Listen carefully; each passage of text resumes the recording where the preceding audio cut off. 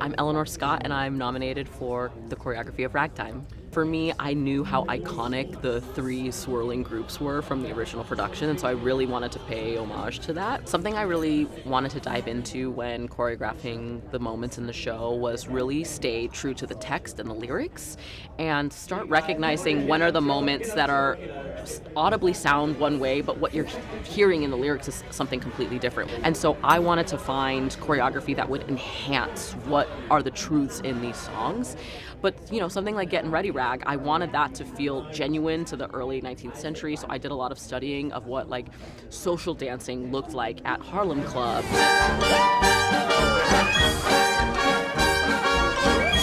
It was really interesting that, like, I could kind of pull from all of these things because dance has always been a form of expression, especially for, Black Americans, and really putting that into Getting Ready Rag. Lynn Ahrens, Stephen Flaherty, Terrence McNally, who was with us in spirit, they created an American masterpiece. And I think what we have found is that Ragtime speaks to our American moment in a way that I think they never could have foreseen when they were writing it.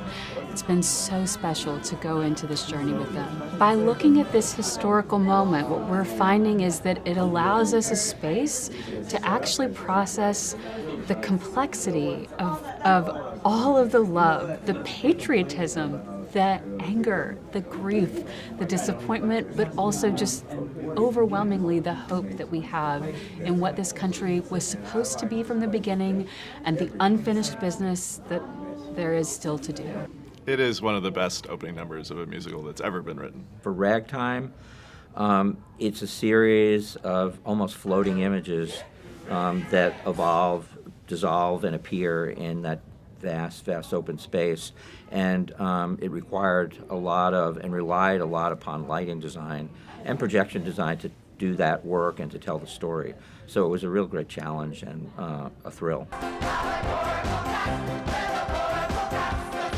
First starting off with myself, Bill, and Josie, coming up with the idea, understanding the importance of the character and the stories, and also their relationships to the categories that we chosen for them. It was all about that, and then creating a deck, creating something that they can see and that would tickle their fancy. We always look at their capabilities and what they can do, and even if they can't do it, we always push them to do it. Yeah, I was able to create some choreography that blended the original choreography style of like ballet and contemporary with ballroom, and we were able to show that.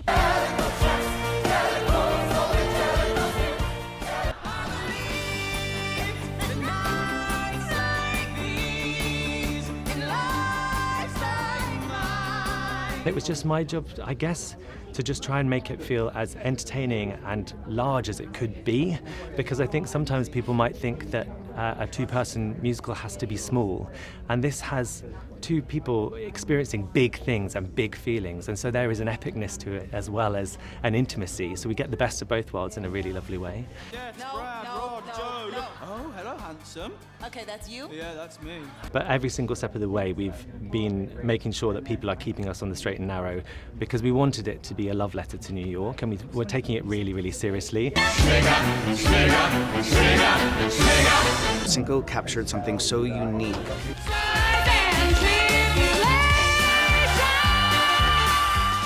Everyone just put their all into the show in a way that exceeded even my expectations, for sure.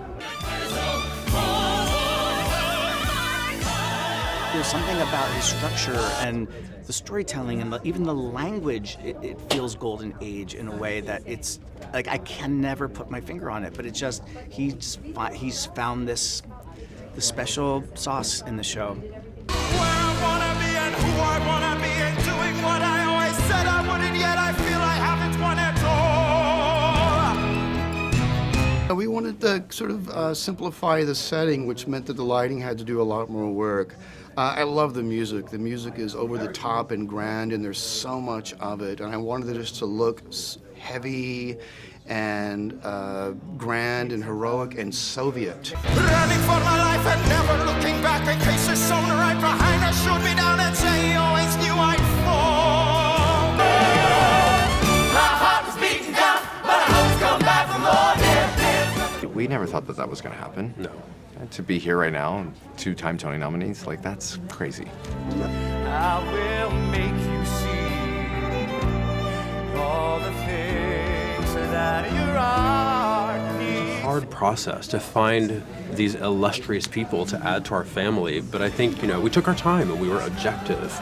We found the best group of people I could ever hands down possibly say. Every night in my dreams, I see you, I feel you. It's monumental, and I just feel so beyond proud of myself and also my co-collaborators, Ty and Connie. And we started writing that 10 years ago. We started in a basement of a Gristedes in New York.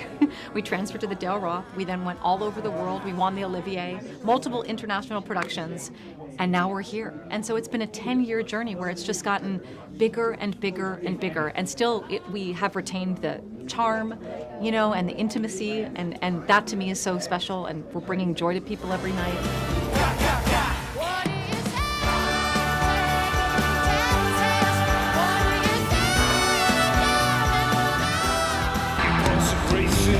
You drive me crazy, how can you blame me? I think what's so great about The Lost Boys is every department is really working together in order to pull it off. So like each moment of magic requires every department.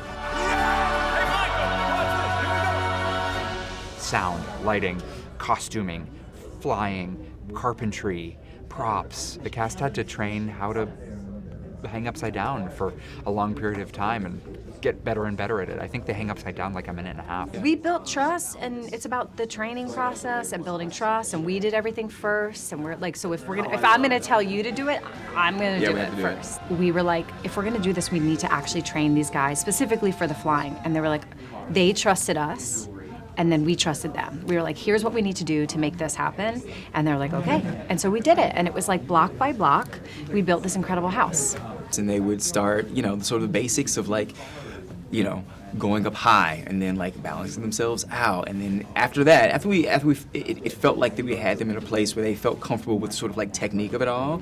Then we like layered in the sort of like quality that you see on stage. We wanted to create an event, and we wanted to create where theater was going, and so with that, all roads really led to Michael Arden and Dane Laffrey. I think when people show up and buy a ticket to see theater and the prices are as expensive as they are, having an experience that feels as fully realized as what I hope we've created in the Palace is something that I hope people respond to.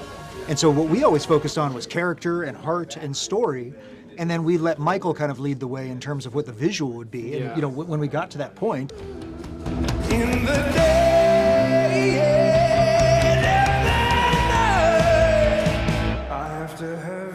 it was the Mount Everest of creative challenges for us. Like, normally we have written songs or composed or, produced a song here and, one at a time, a 3-minute, 5-minute thing.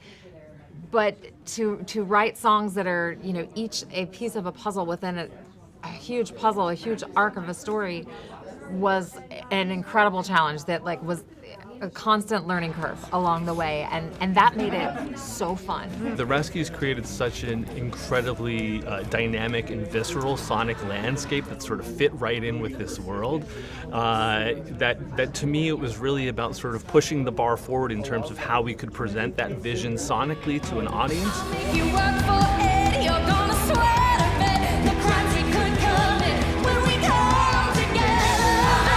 We didn't just want it to be presentational, but we wanted to bring the audience in with the sound that we created.